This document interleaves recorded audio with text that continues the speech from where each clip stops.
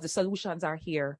They are here with the People's National Party, right? We have talked through and we continue to work through ideas to combat infrastructural issues, food issues, and COVID learning recovery issues. Readiness for back to school. It is 2+ weeks, right? If you're on social media, you know, Instagram or TikTok and Facebook, you see different persons, parents, teachers, you know, sharing about getting back to school. There are schools that are putting out tips that parents can tap into as it relates to preparing for school.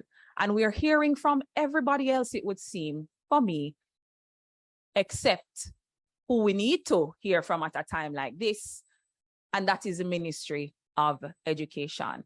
So some of the questions that I know we're going to address here, some of the information that we want to share is going to be as it relates to an overall readiness plan for back to school come 2020 September. We're not sure what the plan is.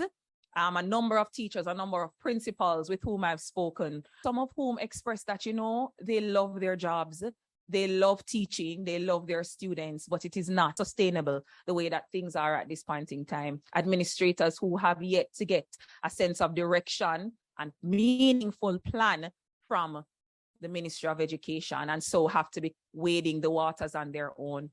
So this morning we're asking for word. We're asking for intentional, directional leadership. We're asking for clarity from the minister and the Ministry of Education about the plan for back to school.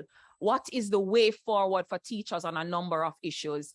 Issues as it relates to infrastructure, right? There are a number of schools who continue to have issues, continue to be plagued by a physical plant that is not able to withstand a lot of the challenges now. Overcrowding for some schools, too many students per classroom.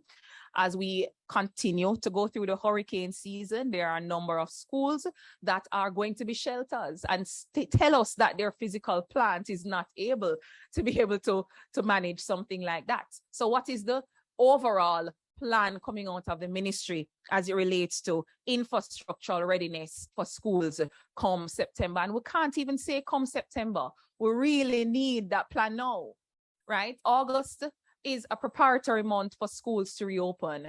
And as far as we're concerned, we're not at this point hearing what the strong, clear, intentional directive is coming out of the ministry.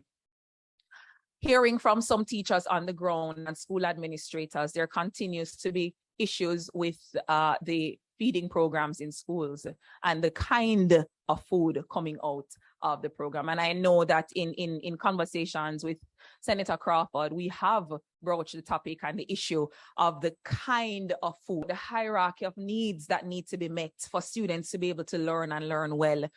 We have to look at students being fed, but not just that. What is it that students are being fed in the school so that they're able to learn in the best way that they can? That needs to be addressed in a proper operational plan coming out of the ministry that is lacking at this time. We continue to look for solutions as it relates to learning recovery or, learning loss, as some persons term it. The COVID-19 pandemic would have been an extremely ravaging time for education system across the world.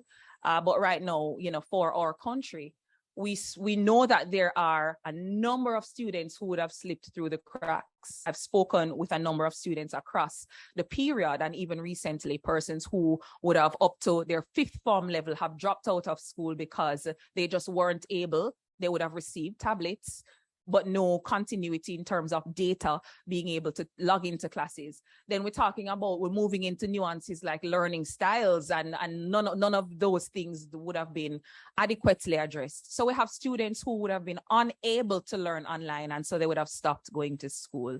The summer program, we realized, was an epic failure, not targeted, and so it did not do due diligence to trying to recover the loss within the learning space.